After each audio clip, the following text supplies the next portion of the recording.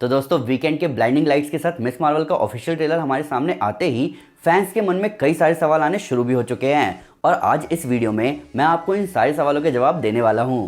तो पहला सवाल तो बहुत ही ऑब्वियस है कि मिस मार्वल है कौन, ये मैं आपको बहुत डिटेल में बताने वाला हूं। दूसरा सवाल ये है कि डिज्नी प्लस सीरीज में इस कैरेक्टर की पावर्स इतनी डिफरेंट क्यों दिख रही है, क्योंकि कॉमिक्स में कमाला की पावर्स इतनी शाइनी नहीं दिखती। और तीसरा सबसे बड़ा सवाल ये है कि लोगों का रिएक्शन इतना मिक्स्ड क्यों है इस 2 मिनट के ट्रेलर को देखकर। मैं ट्रेलर देखकर एक्साइटेड हुआ। मिस मार्वल हमारे टाइम की सुपर हीरो है, वो सुपर हीरो बनने के सपने देखती है, उसको अपनी फैमिली, फेथ, कल्चर और स्कूल सबके बीच नेविगेट करना है। ये लिटरली आपकी और मेरी यानी हम सुपर हीरो फैंस की कहानी है जो पूरे टाइम सुपर हीरो बनने के सपने देखते हुए बड़े हुए हैं कि काश कुछ हो जाए और हमें वुल्वरीन या स्पाइडरमैन की पावर्स या आयरन मैन का सूट मिल जाए और हम भी निकल जाए दुनिया को बचाने।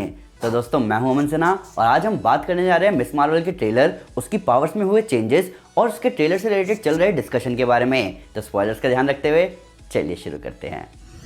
तो सबसे पहले इस बारे में बात करते हैं कि कमाला खान है कौन।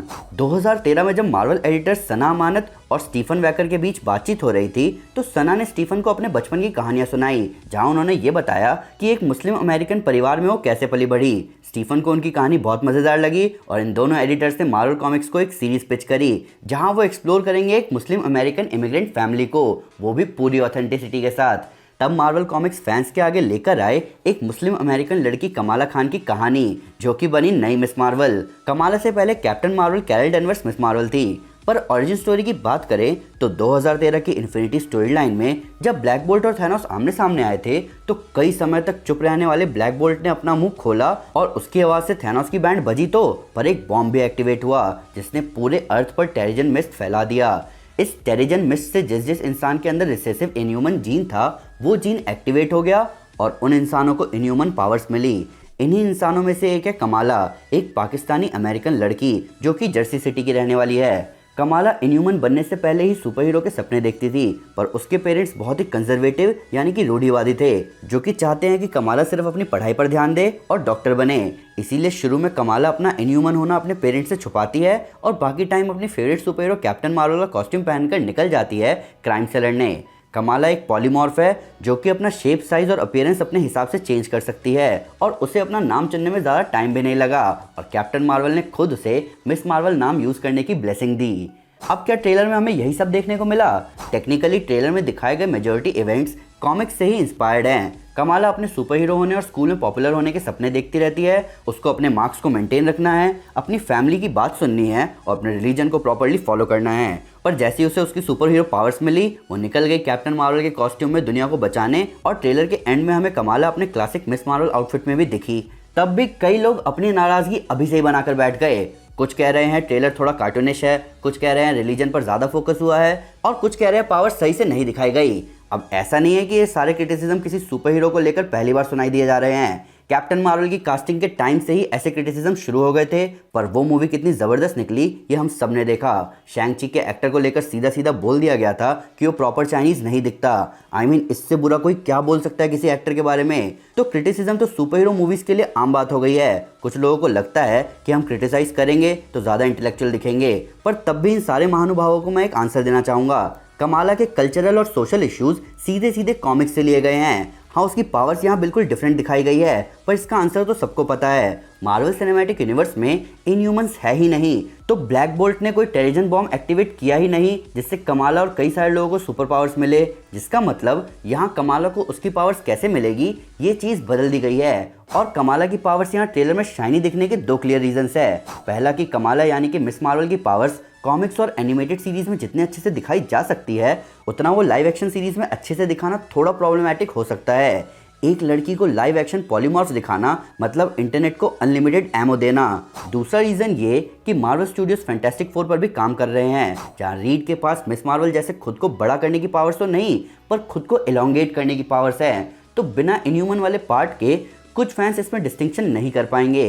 कुछ लोग तो मिस मार्वल की नई नेगा बैंड शाइनी पावर्स को कंपेयर कर रहे हैं ग्रीन लैंटर्न से, जहां वो कह रहे हैं कि मिस मार्वल का नेगा बैंड ग्रीन लैंटर्न की रिंग की तरह है जो कि उसे ग्रीन लैंटर्न की ग्रीन एनर्जी की ही तरह shiny bluish purple cosmic projection जैसा दिख रहा है। पर मिस मार्वल की पावर सिर्फ किसी पावर रिंग जैसी नहीं है जिसे मेंटल स्ट्रेंथ से कंट्रोल किया जा सके।